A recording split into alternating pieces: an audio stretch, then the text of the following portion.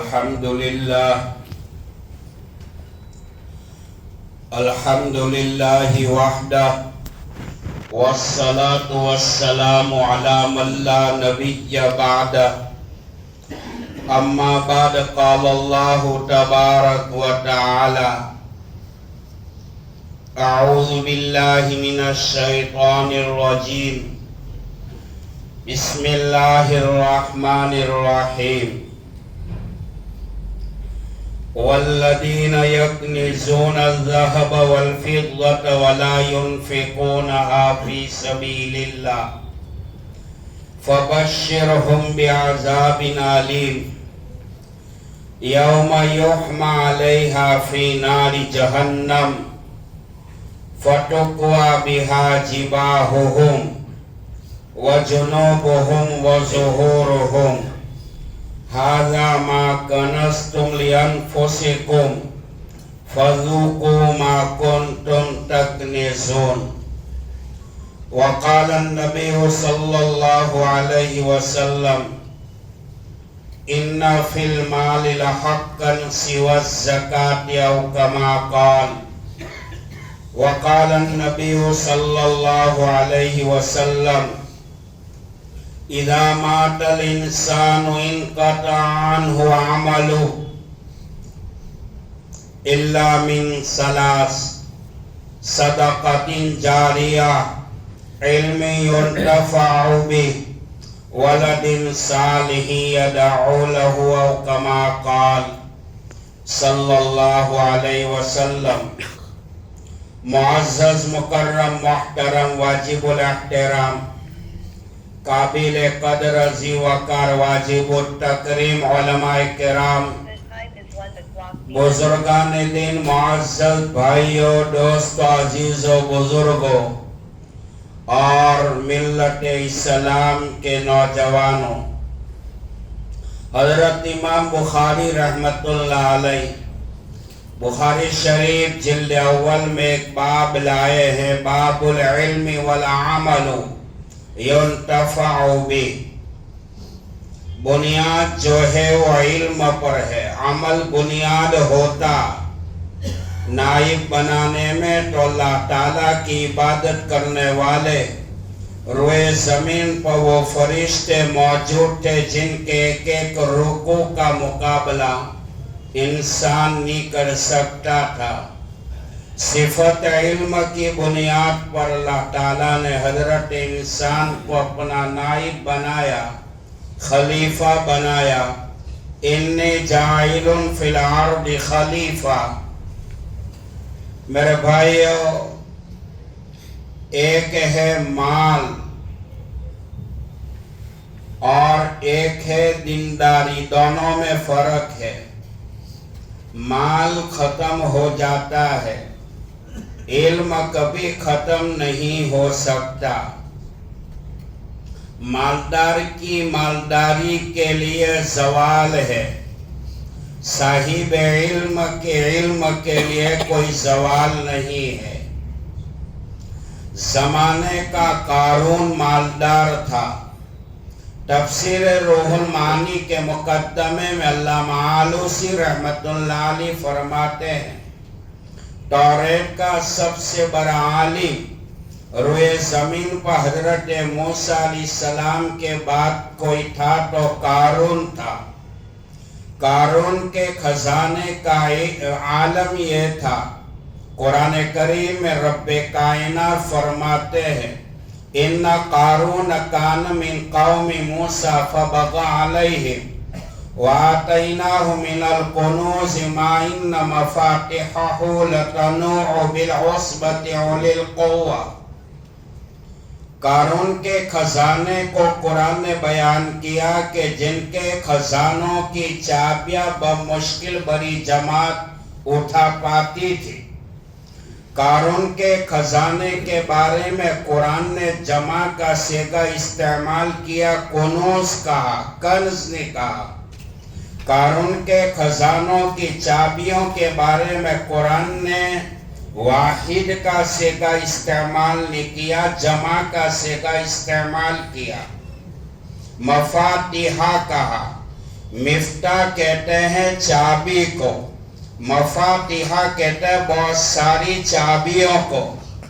قارون کے خزانے کا یہ عالم تھا، بمشکل ان کے خزانوں کی چابیاں بڑی جماعت اٹھا پاتی تھی، لیکن صفت تکبر کی بنیاد پر، رب کائنات کی نافرمانی کی بنیاد پر، قارون کے علم نے، قارون کے خزانے نے اس کو فائدہ نہیں پہنچایا۔ تفسیر روح المعانی میں لکھا ہے حضرت موسیٰ علیہ السلام کے اوپر توریت کا نزول ہوا۔ توریت کا جاننے والا نبی موسیٰ کلیم اللہ کے بعد اگر روئے زمین پر کوئی تھا تو قارون تھا۔ تفسیر روح المعانی میں لکھا ہے کہ توریت کے مضامین قارون کو زبانی ازبر تھے۔ نسبت کے اعتبار سے قارون حضرت موسیٰ علیہ السلام کا چچا زاد چچیرا تھا، لیکن نسبت بھی کام نہیں آئی، مال کام نہیں آیا، مقام کام نہیں آیا، عہدہ اور رتبہ کام نہیں آیا۔ قارون کا علم، قارون کا مقام، قارون کا وقار اور قارون کے خزانوں کی چابیاں ان کے لیے وبال جان بنی، زندہ زمین میں گاڑ دیا۔ قرآن کریم میں رب کائنات نے فرعون کا تذکرہ کیا۔ قرآن کی شان تو یہ ہے، ایک مسلمان چلتا پھرتا اٹھتا بیٹھتا اگر قارون کہتا ہے، فرعون کہتا ہے، شداد کا نام لیتا ہے، امیہ ابن خلف، ولید بن مغیرہ، ابو جہل، ابو لہب، عتبہ اور عتیبہ اور شیبہ کا نام لیتا ہے، ان کو ثواب نہیں ملتا، لیکن قرآن کی تلاوت کرتے کرتے دشمن کا بھی نام آتا ہے، دشمن کے نام کے لینے پر بھی اللہ تلاوت کرنے والے کو ثواب عطا کرتا ہے۔ یہ قرآن کی شان ہے۔ حدیث پاک میں جناب رسول اللہ صلی اللہ علیہ وسلم نے ارشاد فرمایا، ان اللہ یرفع بہذا الکتاب اقواما ویضع بہ آخرین۔ قرآن پاک وہ کتاب ہے جس کی تلاوت کرنے والا، تعلیمات قرآن پر عمل کرنے والا، قرآن کو مشعل راہ، دستور حیات، دستور عمل بنانے والا، اللہ ان کو فرش عرش پر پہنچا دیتا ہے، اور ناقدری کرنے والے کو اللہ ان کو قعر مذلت میں گرا دیتا ہے۔ قرآن پاک اللہ کا کلام ہے، امت مسلمہ کی روح ہے، تڑپتے دلوں کی فریاد ہے، سسکتی روحوں کا علاج ہے۔ جس قرآن نے درندہ صفت انسانیت کو جھنجھوڑا، حیات آفری زندگی گزارنے کا پیغام دیا، ظلم بربریت کے کونے دلدل میں پھنسے ہوئے انسانوں کو قرآن نے امن و انصاف عطا کیا، بددوؤں کو ساربان و سالار کارواں بنایا، وحشت و جہالت کے اندھیروں میں قرآن نے علم و عرفان کے دیے روشن کیے، مردہ دلوں میں ایمان اور اقام کی بادیں بہاری پیدا کی۔ عرب و اسلام کی عظمت کا سکہ جس قرآن نے چہاردانگ عالم میں بٹھایا، جس قرآن نے گنگوں کو زبان عطا کی، فصاحت و بلاغت کے شہ سوارت کو قرآن نے چیلنج کیا، احتساب نفس، احتساب کائنات کے پیغام سے دنیا کو روشناس کرایا، اور پوری انسانیت کو بیدار کر کے ان کے دلوں میں عزت و حرمت، امانت و دیانت، عصمت و عفت، مروت و شجاعت، کرم و سخاوت اور صالح معاشرہ کی تعمیر فرمائی۔ قرآن کریم نے ایک ایک لفظ کائنات پہ گہرا اثر ڈالا، انسان کو کامل انسان بنا کر انسانیت کی سطح و پلیٹ فارم پہ چھوڑا۔ اسی لیے شاعر نے کہا، الہی رونق اسلام کے سامہ پیدا کر، دلوں میں مومنوں کے الفت قرآن پیدا کر۔ ہے قول محمد قول خدا، فرمان نہ بدلا جائے گا، بدلے گا زمانہ لاکھ مگر قرآن نہ بدلا جائے گا۔ سمندر کی کشتی پہاڑ پہ نہیں چل سکتی، جس کے سینے میں قرآن ہو اس پہ دنیا کی تلوار نہیں چل سکتی۔ قاری صدیق صاحب باندوی رحمت اللہ علیہ فرمایا کرتے تھے، زمینوں کی حفاظت کے لیے اللہ نے پہاڑوں کو میگھ کی شکل میں کھڑا کیا تاکہ زمین اپنی جگہ سے ہلنے نہ پائے۔ ایسے ہی مسلمانوں کی ایمان کی بقا کے لیے اللہ نے قرآن اتارا ہے۔ حضرت ناگوری رحمت اللہ علیہ خلیفہ ہے بابا فرید الدین گنج شکر رحمت اللہ علیہ کے، اور بابا فرید الدین گنج شکر رحمت اللہ علیہ خلیفہ ہے خواجہ غریب نواز ولی الاولیاء سرتاج الاولیاء خواجہ معین الدین چشتی اجمیری سنجری رحمت اللہ علیہ کے۔ حضرت ناگوری رحمت اللہ علیہ فرماتے ہیں، جو مسلمان پابندی کے ساتھ قرآن پاک کی تلاوت کرتا رہے گا، اللہ تعالیٰ 3 انعام سے ان کو مالا مال کرے گا۔ پہلا انعام یہ ہوگا، دنیا کے تفکرات ٹینشن سے اللہ اس کے دماغ کو خالی کر دے گا۔ قرآن پاک کی تلاوت پابندی کے ساتھ کرنے والا اللہ ان کو دوسرا انعام یہ عطا کرے گا، اللہ قبر میں جانے کے بعد ان کے بدن کو قبر کے کیڑے مکوڑے نہیں کھائیں گے۔ قرآن پاک کی تلاوت پابندی کے ساتھ کرنے والا اللہ قبر سے اٹھا کر قیامت کے میدان میں کھڑا کرے گا، اللہ اس کے بدن کو قیامت تک اس حال میں باقی رکھے گا جیسے اس کا بدن ڈھانچہ دنیا میں باقی تھا۔ اسی لیے شاعر نے کہا، الہی رونق اسلام کے ساما پیدا کر، دلوں میں مومنوں کے الفت قرآن پیدا کر۔ مولانا محمود الحسن دیوبندی رحمت اللہ علیہ 1947 میں ہندوستان کی آزادی کا بہت بڑا ہیرو، انگریزوں کا تسلط تھا ہندوستان کے چپے چپے پر۔ 1947 پہلے اس ملک کو آزاد کرنے کے لیے پانی کے قطرے کی ضرورت پڑی۔ خدا کی قسم مسلمانوں نے اس ملک کو آزاد کرنے کے لیے اپنی جان کا نذرانہ اور خون کے قطرات کو پانی کے قطرات کی طرح انگریزوں کے سامنے پیش کیا۔ اس ملک کو آزاد کرنے کے لیے 52 سے زیادہ 58,000 علماء شہید ہوئے۔ اس ملک کو آزاد کرنے کے لیے لاکھوں مسلمانوں نے جامع شہادت نوش فرمائی۔ لاہور کی بادشاہی مسجد مشاعر مشرق جہاں علامہ اقبال کا مزار ہے، لاہور کی شاہی مسجد میں بادشاہی مسجد میں یہ انگریز جو اسلام اور ایمان کو اور قرآن کو مٹانے چلا تھا، بادشاہی مسجد میں ایک ایک دن میں 500 علماء کو پھانسی کے پھندے پر لٹکا دیا جاتا تھا۔ میرے بھائیو، 1947 کا آزادی کا بہت بڑا ہیرو مولانا محمود الحسن دیوبندی رحمت اللہ علیہ فرماتے ہیں، حضرت کو ان انگریزوں نے پولیٹکس سے مالٹا کی جیل میں ڈالا۔ 4 سال یا 5 سال یا 6 سال مالٹا کی جیل میں حضرت مقید رہے۔ 4 5 6 سال جیل کی زندگی کاٹنے کے بعد حضرت جب تشریف لائے دارالعلوم دیوبند کے اندر، حضرت کا پہلا بیان تھا۔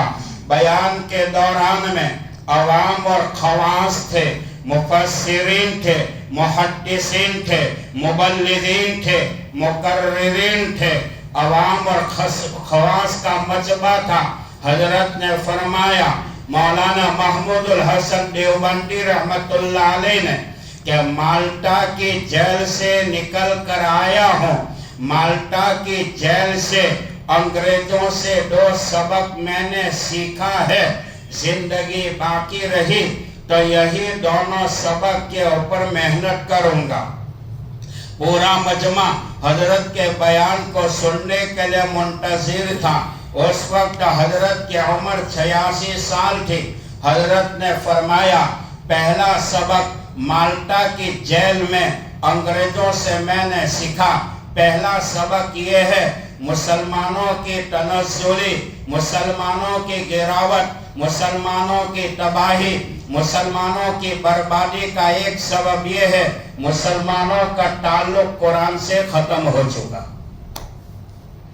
ابا کا انتقال، ماں کا انتقال، دادا دادی، نانا نانی کا انتقال ہوتا ہے، مسلمان جمع ہو کر یاسین شریف کا خالی ختم کر دیتا ہے، اور مسلمان یہ سمجھتا ہے یاسین شریف کا ختم کرنے کے بعد ہم نے ماں باپ کا بھی حق ادا کیا، قرآن کا بھی حق ادا کیا۔ یہ اپنے نفس کا دھوکہ ہے۔ آج دنیا میں پورے عالمی لیول پر مسلمان جو ظلم کی چکی میں پیسا جا رہا ہے، در در کی ٹھوکریں کھا رہا ہے، یہودیوں کی ظلم کا شکار ہے، مقصد یہ ہے کہ ہمارا کانٹیکٹ، ہمارا کنیکشن قرآن کی تلاوت سے ختم ہو چکا۔ قرآن کی تلاوت سے ہمارا کنیکشن ختم ہو چکا۔ قرآن پاک وہ کتاب ہے، قرآن پاک اللہ کی وہ کتاب ہے، ساری دنیا، ساتوں آسمان، ساتوں زمین، ساری مخلوقات قرآن کے ایک لفظ کا مقابلہ نہیں کر سکتی۔ میرے بھائیو، حضرت نے فرمایا پہلا سبب تو یہ ہے مسلمانوں کی تنزلی، گراوٹ، تباہی، بربادی کا، کہ مسلمانوں کا تعلق قرآن سے ختم ہو چکا، اور آپس کے لڑائی جھگڑے، آپس کے لڑائی جھگڑے۔ آج دنیا میں باپ کی بیٹوں کے ساتھ نہیں بنتی، اولاد کی ماں باپ کے ساتھ نہیں بنتی، بھائی اپنے بھائی کے خون کا پیاسا مال کی نسبت پر، زمین و جائیداد کی نسبت پر۔ آقا صلی اللہ علیہ وسلم کی سیرت کا مطالعہ کرے، آقا علیہ السلام نے کٹی ہوئی امت کو جوڑا تھا اور امت کے ٹوٹنے سے امت کو بچایا تھا۔ اسلام کی شکایت ہم سے ہے، اسلام شکایت ہم سے کر رہا ہے کہ زخم ملا ہے، اپنوں سے ملا ہے، زخم ملا ہے، اپنوں سے ملا ہے، اوروں کو شکایت کیا کروں، درد ملا، اپنوں سے ملا، غیروں کو شکایت کیا کروں، زخم ملا، اپنوں سے ملا، اوروں کو شکایت کیا کروں، درد ملا، اپنوں سے ملا، غیروں کو شکایت کیا کروں۔ ہمیں تو اپنوں نے لوٹا، غیروں میں کہاں دم تھا، ہمیں تو اپنوں نے لوٹا، غیروں میں کہاں دم تھا، میری کشتی ڈوبی وہاں جہاں پانی کم تھا۔ اسلام کو جتنا نقصان اہل ایمان سے ہوا ہے، اتنا نقصان غیروں سے نہیں ہوا ہے۔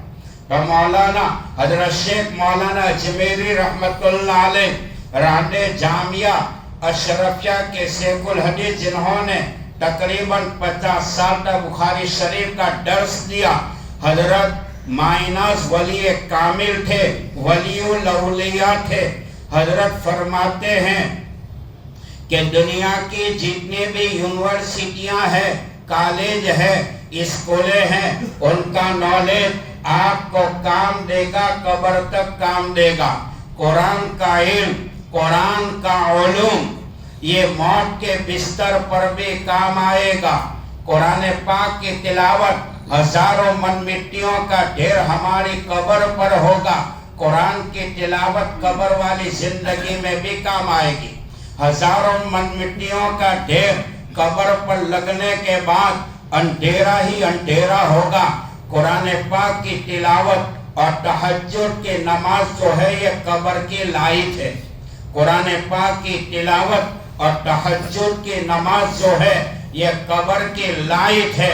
حدیث پاک میں آپ نے فرمایا ثلاثۃ تحت العرش یوم القیامہ، 3 چیزیں قیامت کے دن عرش کے نیچے ہوگی۔ القرآن والرحم والامانہ. شاعر نے کہا الہی رونق اسلام کے ساماں پیدا کر، دلوں میں مومنوں کے الفت قرآن پیدا کر. ہے قول محمد قول خدا، فرمان نہ بدلا جائے گا، بدلے گا زمانہ لاکھ، مگر قرآن نہ بدلا جائے گا. حضرت مولانا محمود الحسن دیوبندی رحمت اللہ علیہ فرماتے ہیں مالٹا کی جیل سے نکل کر آیا ہوں، انگریزوں سے 2 سبق میں نے سیکھے ہیں. پہلا سبق یہ ہے مسلمانوں